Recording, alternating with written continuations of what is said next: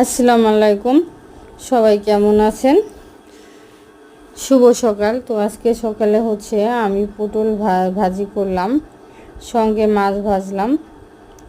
2 piece মাছ ভেজেছি, অবশ্যই পটল ভাজি করেছি।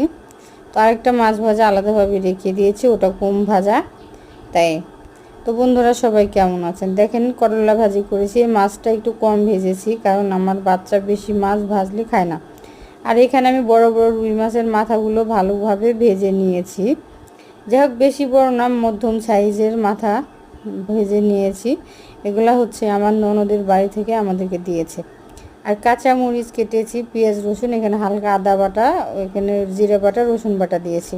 তো এখানে আমি আলুগুলো দেখেন কিভাবে কেটেছি। আলুগুলো এভাবে কেটেছি আমি। তো আর ভেন্ডিগুলো এভাবে কেটে ধুয়ে নিয়েছি। আর ভেন্ডিগুলো আগে ধুয়ে পরে কেটেছি, তো ওটুকু আপনাদেরকে আমি দেখাইনি। যাই হোক, তো ভেন্ডি সবসময় আপনারা ধুয়ে কুটার আগে ধুবেন, তাহলে সেটাই ভালো হয়। তো দেখেন আলু এবং মাছ, করলা ভাজি আজকে সকালের রান্নার রেসিপি।